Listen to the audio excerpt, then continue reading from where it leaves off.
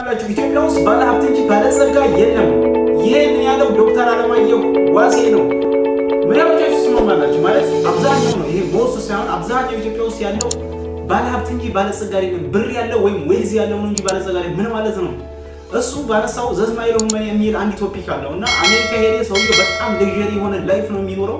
ከዛ ሄደና የከብትና የወተት እንትኖችን ነው የሚጠቀመውና በዛ በሚጠቀምበት ታይም ላይ ሽታ አለና ያ ሽታ ሸተተው ዶክተር አለማየሁ ዋሴና ከሸተተው በኋላ ለጠየቀው ይሄን ሽታ እንዴት ነው አይሸትም ወይ ምናምን ሲል ኖ ይሄ ሽታ ሲሸተ ምን እንደሆነ ታውቃለህ? የገንዘቤ ሽታ ነው ዘስማይል ኦፍ መኒ ያለው ቶፒክ ማለት እና ከዛ አንተረሶ ምን አለ ኢትዮጵያ ውስጥ ባለሀብት እንጂ አብዛኛው ባለሀብት እንጂ ባለጸጋ አይደለም። ምን ማለት ነው? ለምሳሌ ኢትዮጵያ ውስጥ አብዛኛው ባለሀብት ምን ማለት ነው?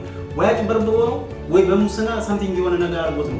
ትንሽዬ ነው ባለጸጋ ምን ማለት ነው? ለምሳሌ አንድ ሊስትሮ የሚጠርግ ሰውዬ ሊስትሮን ጠርጎ ሀብቱን ቢያመጣው ከዛ ያን ነገር ቢያስፋፋ ምንድን ነው ያ ሰውዬ ባለጸጋ ነው። ሌላ ለምሳሌ ኢትዮጵያ ውስጥ በጣም ትንሽዬ ነው ባለጸጋ ያለው የሚባለው ነገር። እስኪ በእናንተ ትርጓሜ ባለሀብትና ባለጸጋ ልዩነት ምንድን ነው? ቀጣይ ቪዲዮ እንገናኝ።